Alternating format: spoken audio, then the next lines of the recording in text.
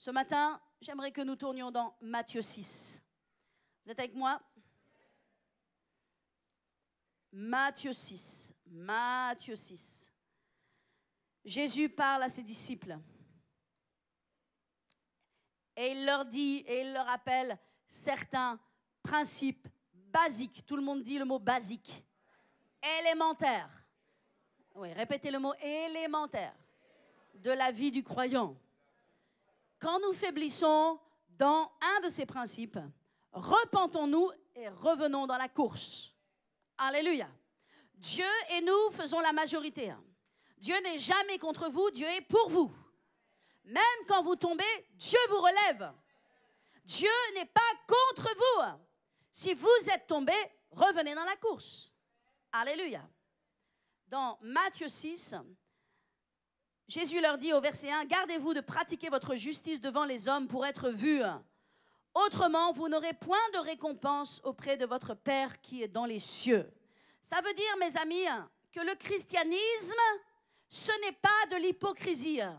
On n'est pas là par habitude, on n'est pas là par tradition, on n'est pas là pour être vu par les hommes, on n'est pas là pour être quelqu'un, on n'est pas là pour avoir une position. On est là pour être rempli de Dieu et vidé de nous-mêmes. On est là pour être changé et transformé à son image. Ce n'est plus moi qui vis, a dit Paul, c'est Christ qui vit en moi. Donc Jésus dit, ne soyez pas des hypocrites dans votre vie chrétienne. Ne venez pas ici lever les mains vers Dieu en disant Amen, Alléluia, et vivant dans le péché toute la semaine. Vous êtes des hypocrites aux yeux de Dieu. Je ne vous juge pas, mais je vous dis changez. Soyez transformés dans le nom de Jésus. Arrêtez de jouer à être chrétien. Vous allez terminer dans le trou de l'enfer.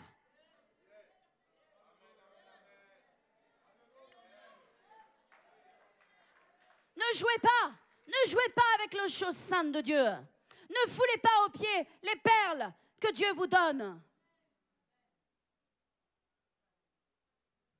Ne soyez pas des hypocrites. Gardez-vous de l'hypocrisie. Gardez-vous du levain, des pharisiens et des sadducéens qui vivent pour l'apparence. Notre vie chrétienne n'est pas une vie basée sur l'apparence. Nous ne sommes pas là pour impressionner qui que ce soit.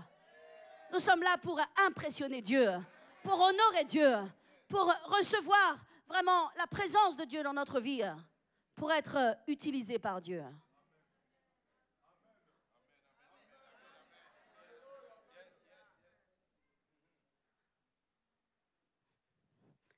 Et puis il dit,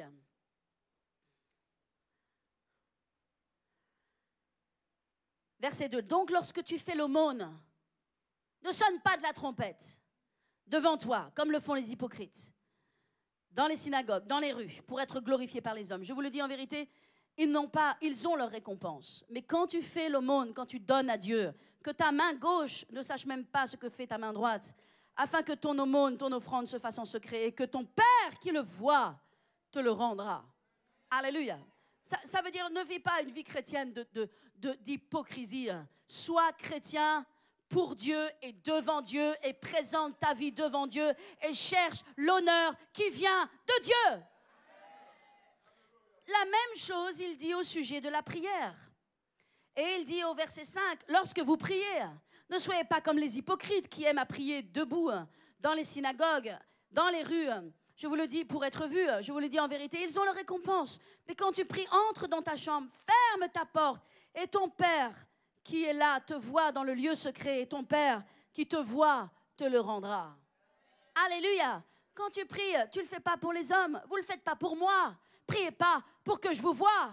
Priez parce que vous avez faim et soif de Dieu. Tapez-vous la poitrine et demandez une révolution dans votre vie. Demandez un réveil dans votre vie. Demandez plus de Dieu dans votre vie.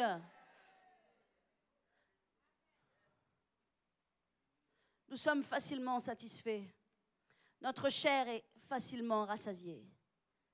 Un peu de louange, un peu de parole, un peu de Dieu, un peu de joie. Alléluia. C'est bien. C'est le top. C'est pas le top. On peut avoir tellement plus. On peut avoir tellement plus. Si on perce plus haut, si on monte plus haut, si on sacrifie plus, On peut monter plus haut et recevoir plus de Dieu. Dieu en donnera selon notre faim. Alléluia. Je veux avoir faim. Je veux avoir faim.